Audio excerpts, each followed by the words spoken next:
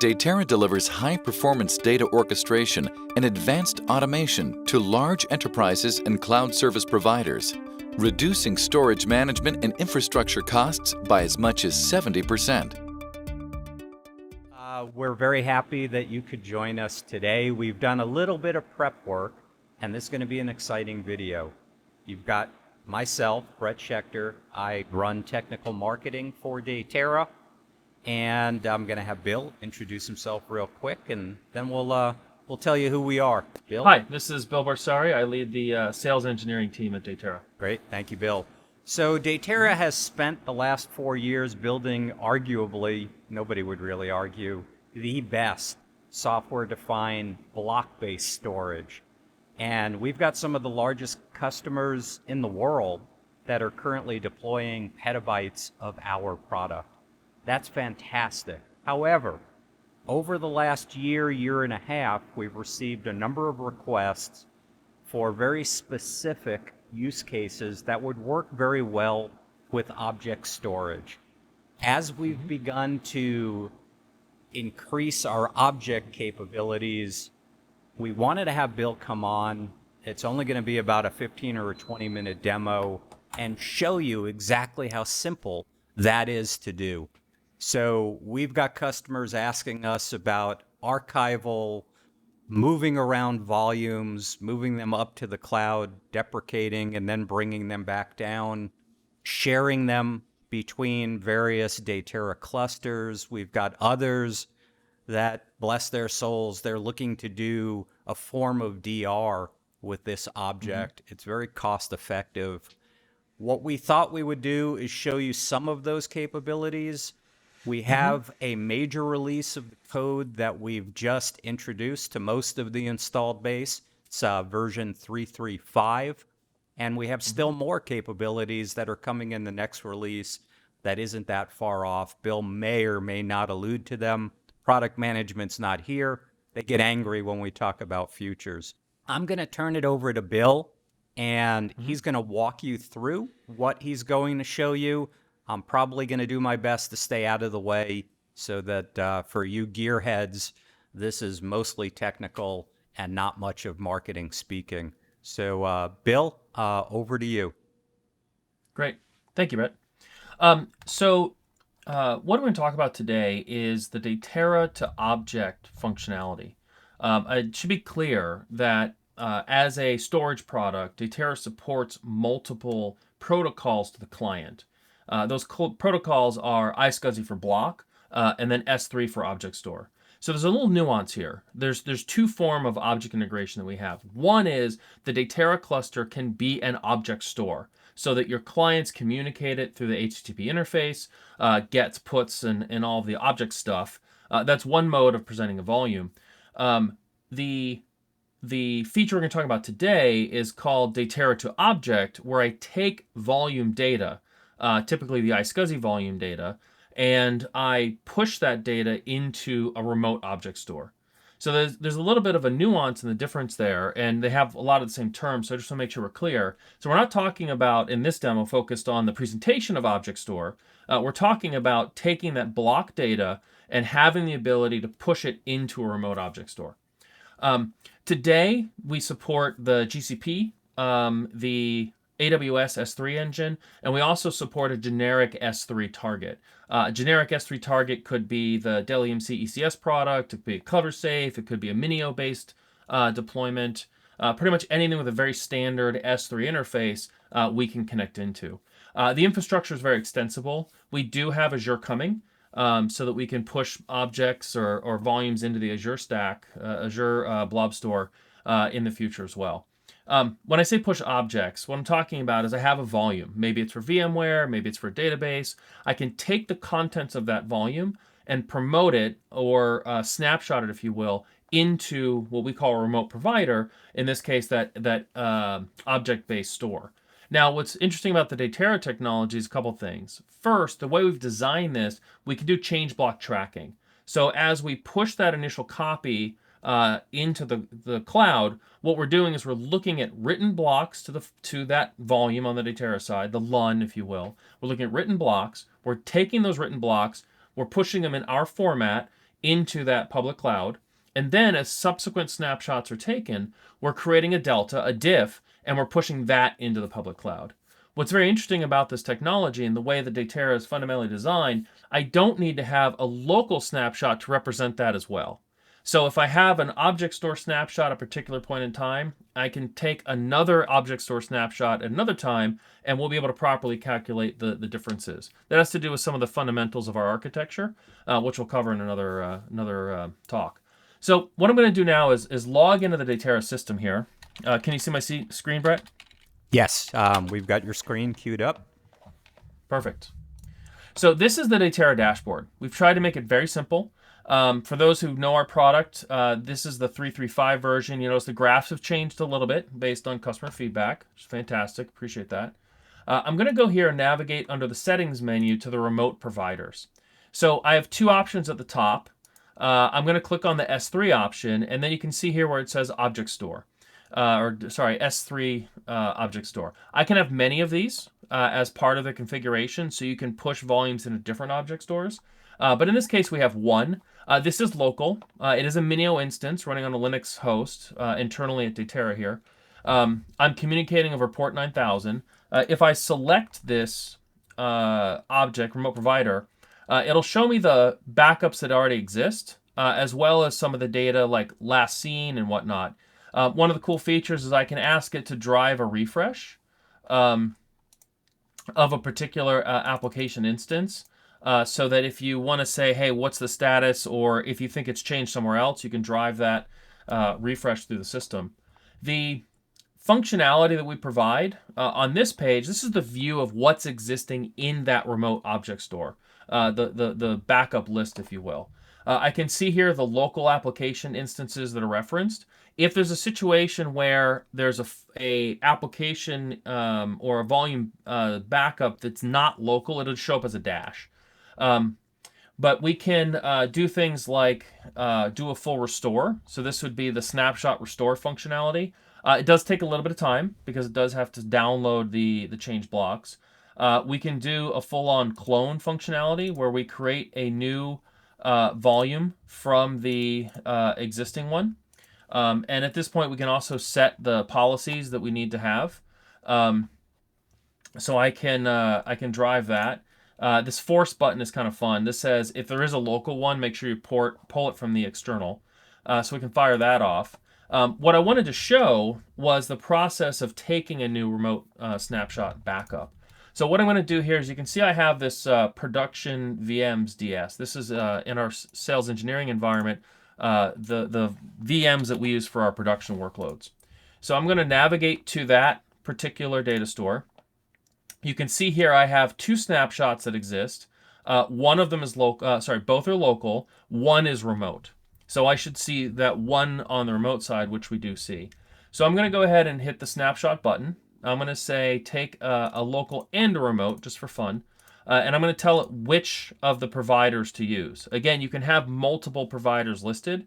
It could be GCP, it could be AWS, it could be Minio. Again, we don't care. In this case, I only have the one. So we're going to submit that. And now that's going to trigger the activity. The local snapshot is based on our high performance extent store. That's going to complete effectively instantly within milliseconds. The remote snapshot, however, that's going to take a bit of time. And so what we can do here is navigate back to our remote provider. And if we give it a few seconds to refresh, you can see that I have this remote snapshot operation. It's pending for this particular app instance, and it's waiting to start. It is running, but it hasn't started moving data yet, which is why we see the 0%.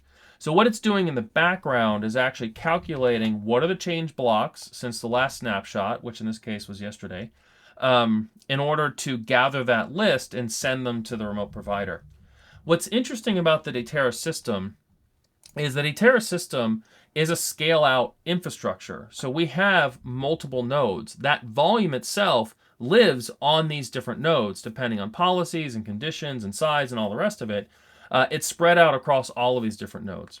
So what ends up happening when we take a remote provider snapshot is we take that local snapshot, which is atomic across all the systems at a point in time, And then we build a work list, and we start working through the list of pushing that data into the remote object store.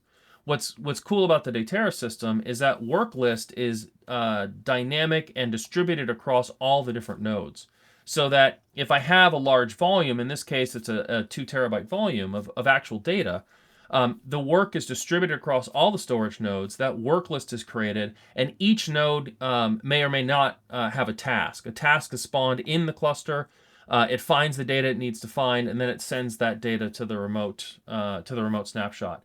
So it's really nice because it's distributed amongst the system, as opposed to an alternative implementation where I have a single node or some sort of gateway that would be sending it up. That's not how we work. We do everything in a distributed fashion. So it distributes the workload, it targets the local data, and then once that task's complete, the control plane launches another task until all the tasks are complete, all the volume data is pushed into the object store. While we're waiting for this, I want to talk a little bit about the object store side itself. So we'll let this refresh. You can see it's beginning to do that push of the change blocks. So if we start looking at the object store, this is my configuration page. I just use this to grab my the host. I'm going to go ahead and log into this guy. And this is, I think, one of the more exciting aspects of what we've done here. So I'm going to give it my key and my secret, which is not very secret. I would not recommend doing that in production.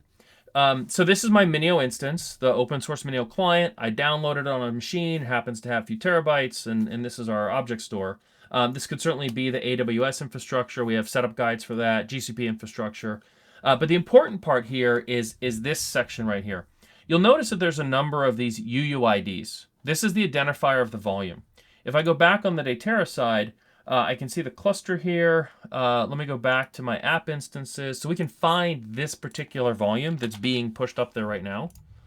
So I have, it's a little gray, but I'll highlight it. This is that application instance UUID, that unique identifier.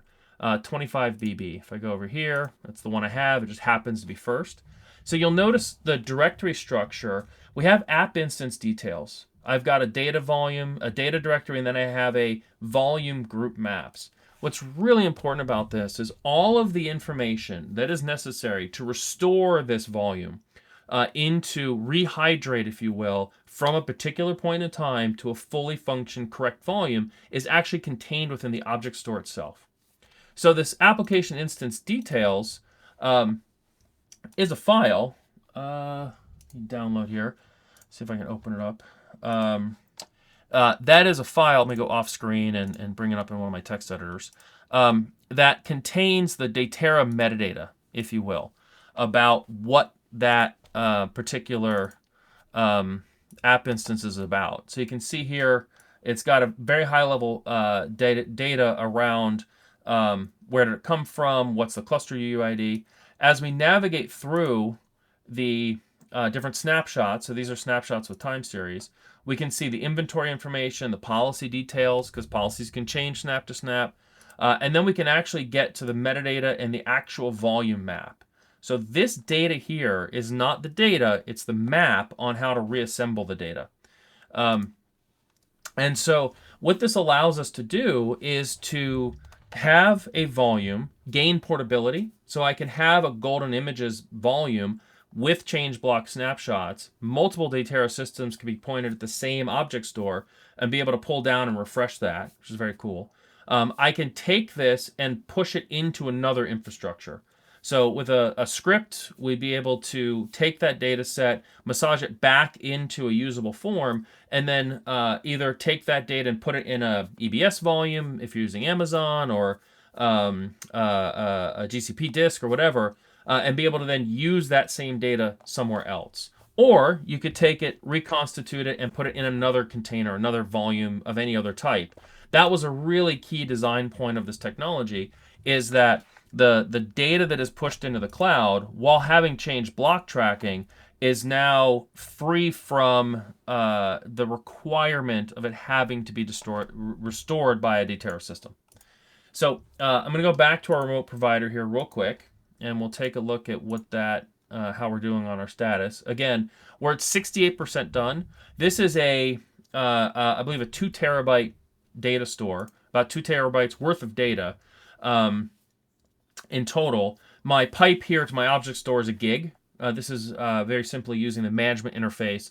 We do have the ability to target IP networks and interfaces so that you can move this to high speed if you do it. My demo environment doesn't have that. And I'm already 68% done. So it's only pushing those change blocks.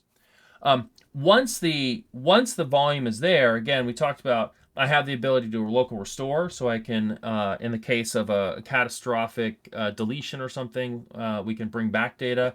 We can create a new volume from one of these using this clone functionality. We can also delete them.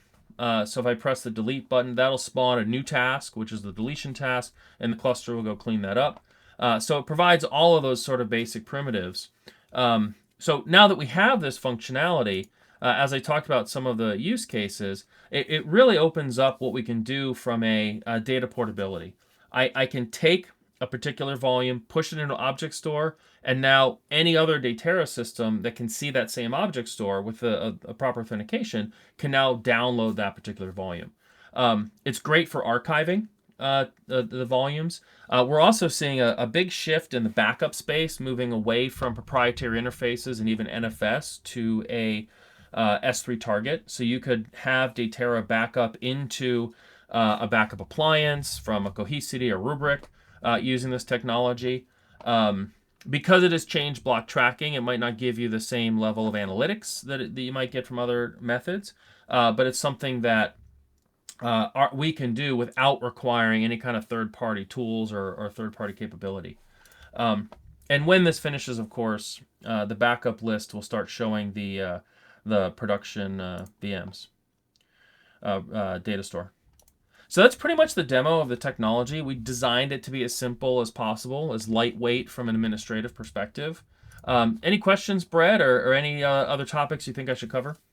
Yeah, I thought it would be nice, and again, we may wind up editing this out after our product management team reviews.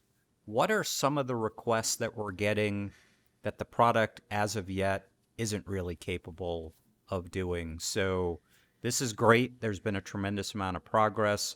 Are there certain things that we're still striving for that are on the near-term horizon or maybe even next year?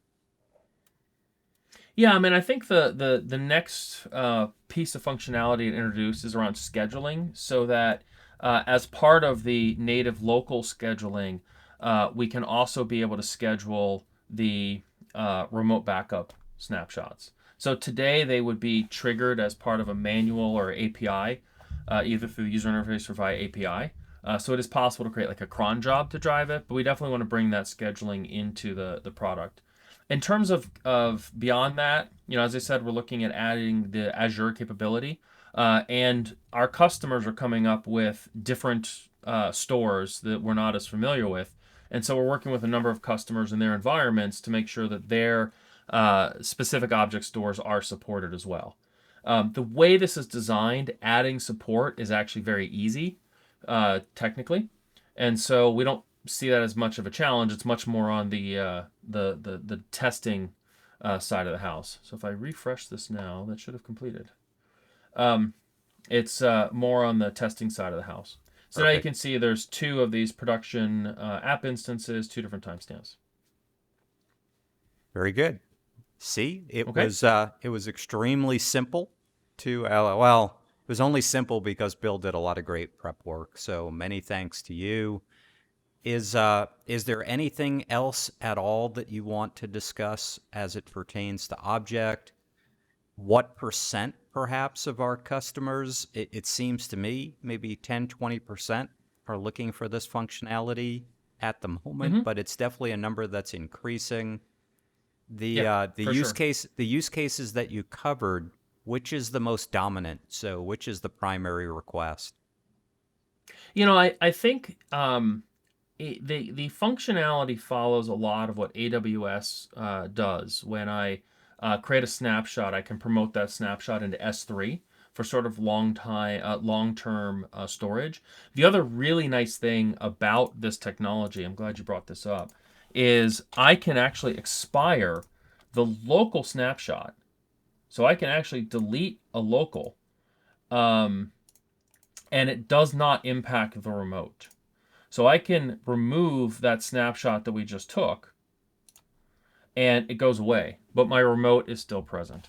So what that means is I can have a longer retention period into a very inexpensive data store. So fundamentally alter that cost profile, and have a local retention in the more expensive storage, and allow those things to mismatch. So this is very powerful if you start saying, hey, I want to have a local online restore capability that gets me through a day or 2 or 3, but I want 30 days with a snapshot retention. Much better to put that 30 days in a much less expensive form of to recover, because the typical recovery path that we see is around things like a user deleted a volume, or deleted a data, or an application had a problem and we need to recover from a particular point in time. That makes sense for the first couple days, but once you get to 30 days out, then you can ask the question, does that need to be an SLA that has the same SLA as before? So you can say, look, I can instantly recover for 2 days or 3 days, but if it's going to be 30 days old, I can get it back, but I can get it back for you using this infrastructure in a matter of hours versus being instant. Yeah. So right, and now there's an interplay with backup. Yeah, go ahead. Sorry to interrupt. So an S3 performance tier, like you just said, a couple hours, and maybe even 8 hours if we're talking about a large terabyte store. Well, yeah, there's a lot of moving parts. We don't want to make any claims on how fast, right? Right. Because that's not if I'm going to AWS through a straw, it's going to be a little harder. If it's a local data store running on 100 gig, it might be a little faster, right? So, but these are considerations to make as people are planning for a deployment. They should be mindful about what kind of bandwidth do you have and the rest. Very good. Thank you, Bill. We just wanted everybody, both our installed base and future installed base, to know these capabilities are available now within the Datera OS. There's a lot of extension that is coming in the near term. So we know that it can take 6 to 9 months from proof of concept to actual deployment, active production deployment. A lot of what Bill and I have talked about may actually be available within that time frame. So we want to hear from you. You can email us at sales@datera.io.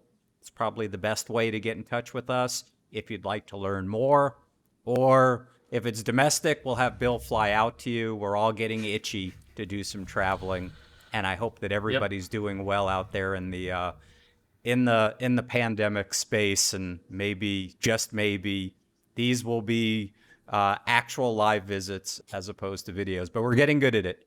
Bill, thank you so much. I appreciate your time. It was a great demo. Okay, thank you, everyone. Take care. Bye. Bye-bye. Learn more about how Datera brings the software-defined revolution to enterprise storage at datera.io, and contact Datera for a free consultation.